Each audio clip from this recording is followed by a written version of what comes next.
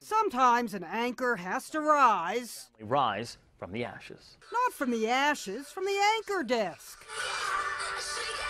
Dan Thorne is shaking things up at WVNS in West Virginia, putting on sunglasses and lip-syncing to James Brown. All right. Ow! Hey, hey.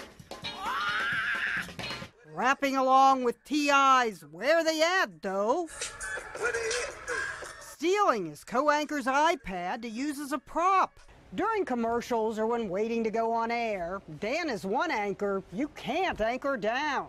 But it's his co-anchor's not-so-amused attitude that helped make the outtakes Dan posted on his Facebook page go viral, no matter how goofy his face, miming to Taylor Swift. And it's gonna be alright. Sarah Pictionary ignores Dan Thorne as if he's a thorn in her side.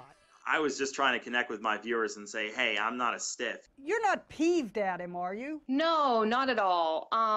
You know, that's just who Dan is. He's a funny guy like that. By his third video, Dan was roaming around the studio. No, you don't mean it now. For more than a year now, Dan and Sarah have been co-anchors.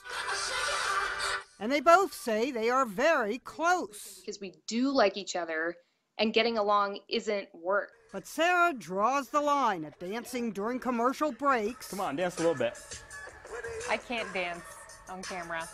Future employers might be looking at that and not taking me seriously. Though we did detect Sarah bopping her head ever so slightly, she even laughed. What's Dan say to those who call this unprofessional? That this is just me being myself. Do you think he's a clown? It's not in a bad way at all, but I mean, he's a silly guy. Now Dan joins other talent in the viral Hall of Fame.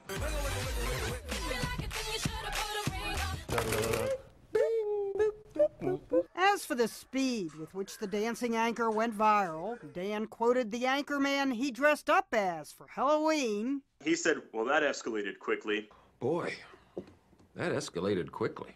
But don't drag Sarah into this. Her motto is, anchors away. Jeanne Moos, CNN, New York.